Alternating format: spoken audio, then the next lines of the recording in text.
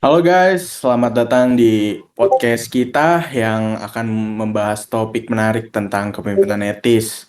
Gua Maulana Haidar sebagai host pada acara kali ini. Mungkin sebelum kita memulai acara pada kali ini, alangkah baiknya gua memperkenalkan narasumber gua yang gua dapat dari kampus gue sendiri. Silakan. Oke, gue narasumber pertama. Nama gue Muhammad Sultan Abdillah. Gue mahasiswa dari CCIT FTUI. Di sini gue pernah ikut dalam berbagai organisasi yang membangun kepemimpinan etis. Ya, nama gua Syarofil Anam. Gua mahasiswa CCIT FTUI juga. Gua berharap dapat berbagi wawasan dan temuan terbaru gua lah dengan semuanya. Halo, gue Ainun Fatur Rahman. Gue juga mahasiswa CCIT FTUI dan gue juga pernah memimpin sebuah organisasi nirlaba. Jadi integritas dan kepercayaan sangat penting bagi gue. Gue seneng banget nih bisa berbagi ke kalian semua dalam diskusi ini. Halo, nama gue Muhammad Iqbal Rozaki. Gue juga mahasiswa dari CCIT FTUI. Gue pernah membantu banyak pemimpin dalam membangun budaya organisasi yang etis. Gue berharap dapat memberikan pandangan praktis dalam topik ini. Oke, thank you semuanya udah memperkenalkan diri masing-masing. Kepemimpinan etis adalah topik yang sangat penting, terutama dalam konteks dunia bisnis ya, dan organisasi saat ini. Bagaimana kalian mendefinisikan kepemimpinan etis itu sih? Kalau menurut gue, kepemimpinan etis itu melibatkan kemampuan seorang pemimpin untuk membuat keputusan yang adil, jujur, dan juga transparan. Pemimpin etis juga bertanggung jawab untuk mempertahankan integritas dan membangun kepercayaan di antara anggota tim dan stakeholder lainnya. Jadi nggak boleh tuh kayak bohong-bohongan gitu. Mending kayak jujur-jujuran aja. Kalau menurut Anam gimana tuh? Ya, gua setuju ya sama Sultan. Kepemimpinan etis melibatkan penggunaan kekuasaan dan otoritas dengan bertanggung jawab, mempertimbangkan kepentingan semua pihak terlibat. Selain itu, pemimpin etis juga harus ngikutin standar moral yang tinggi, berperilaku sesuai dengan nilai-nilai lah yang dijunjung tinggi. Jadi selain itu, integritas juga merupakan sebuah komponen penting dari kepemimpinan etis.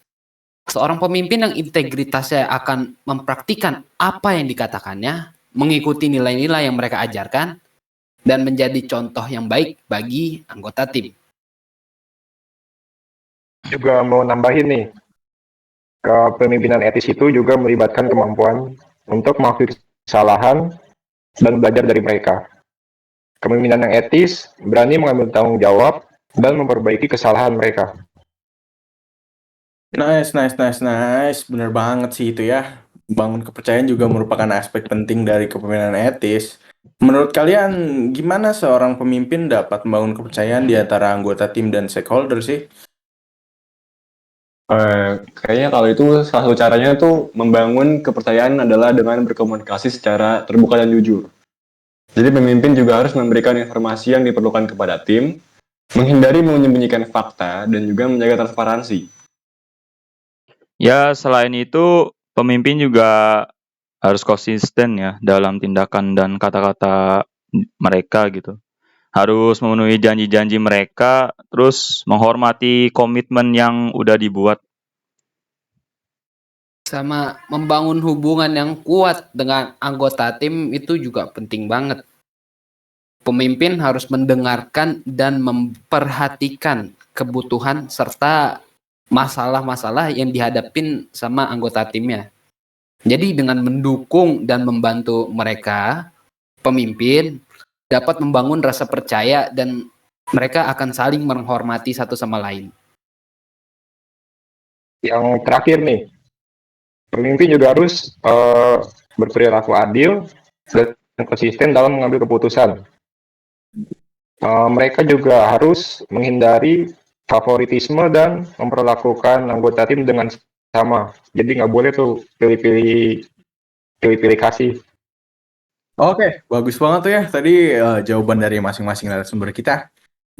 Sebelum kita lanjut ke pertanyaan terakhir, mungkin kita santai-santai dulu nggak sih? Coba kita sharing berbagai pengalaman kita ke semua pendengar kita nih tentang leadership ini.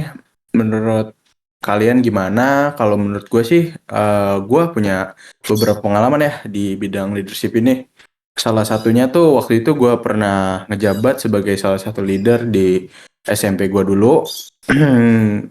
Menurut gue jadi leader itu gampang-gampang susah ya. Selain kita harus dituntut untuk bertanggung jawab, kita juga perlu namanya leader, kita harus memimpin kan, memimpin anggota kita menuju ke kesuksesan tim lah. Menurut kalian gimana? Gue setuju nih sama lu, Dar. Cuman gue ada keluh kesahnya juga nih sebagai pemimpin. Kayak lu kan pemimpin ya, tapi kalau anggota lu yang lu pimpin ini gak mau dipimpin ya susah juga.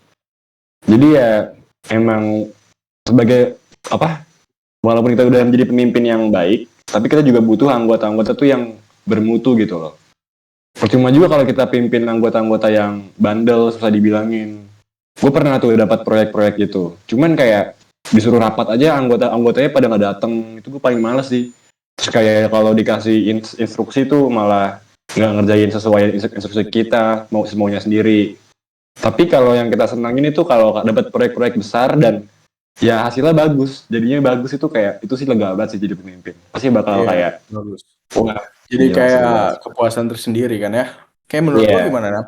Ya, menurut gua setuju juga. Ya, namanya jadi pemimpin pasti ada keluh kesahnya lah, kayak anggotanya ada yang cabut, entah nggak ikut acara, entah rapat gitu. Ya, gue juga ada pengalaman sih jadi ketua kuliah umum di kampus gua juga. Kayak gue sebagai ketua ada anggota yang cabut gitu, nggak ikut rapat, nanti dia miskomunikasi gitu, nggak paham apa yang nanti mau di briefing gitu, misal kayak dia nggak siap untuk speak gitu nanti kalau di depan tamu gitu. Kalau gua juga yang penting sih di dalam leadership itu disiplin ya utamanya juga.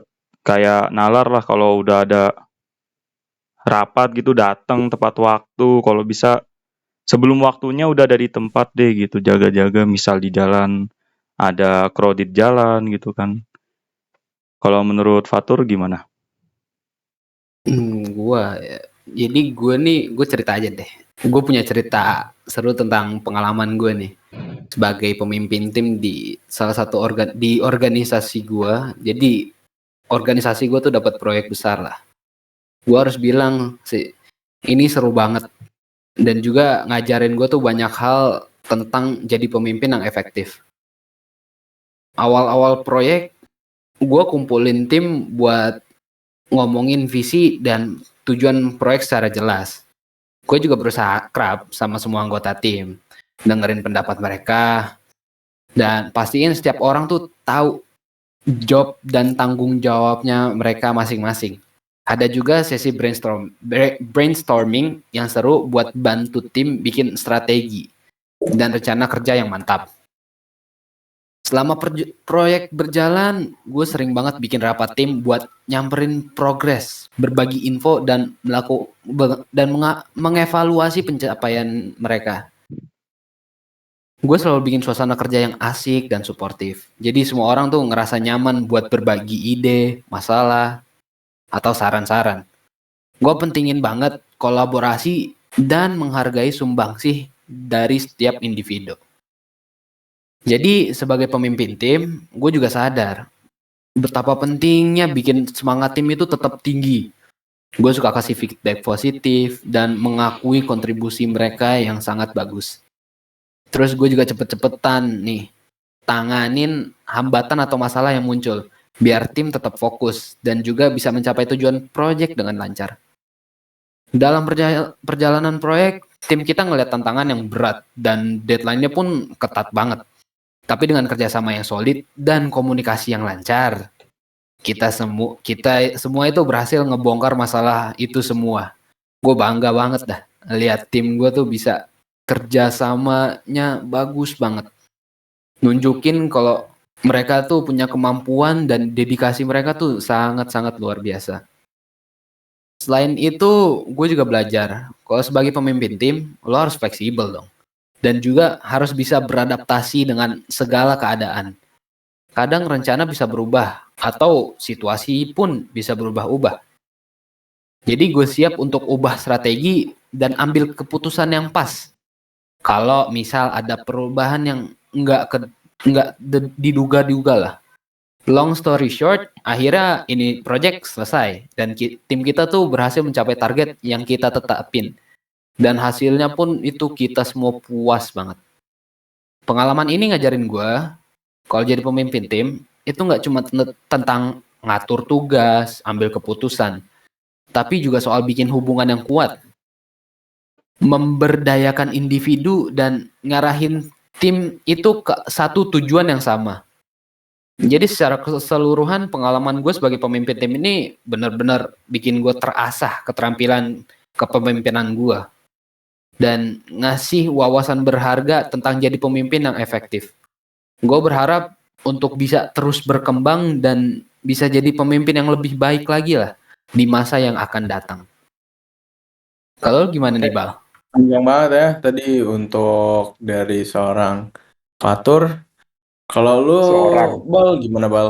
Ada beberapa pengalaman atau mungkin lu pernah jadi anggota dari salah satu organisasi?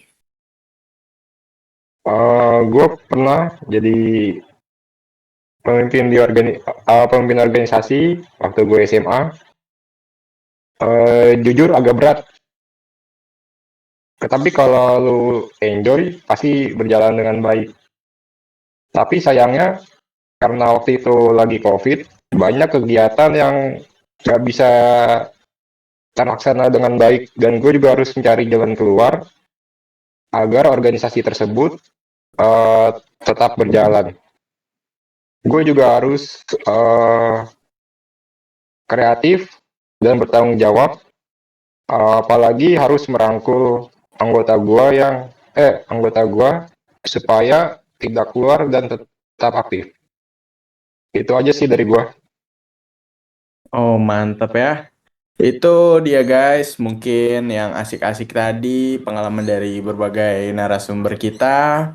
Mungkin ini pertanyaan terakhir ya.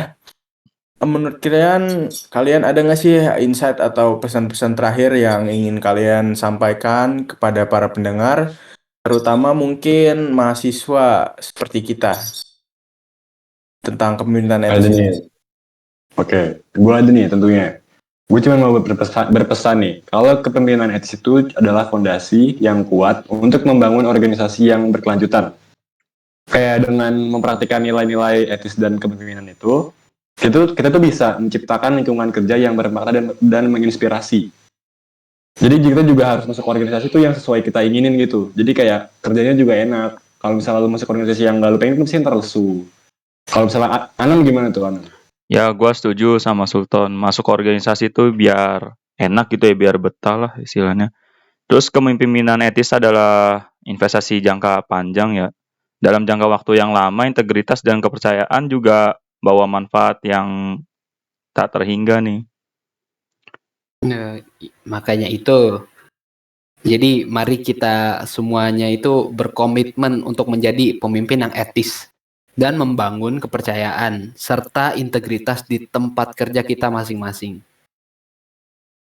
Dengan demikian kita dapat mencapai kesuksesan yang akan terus berkelanjutan.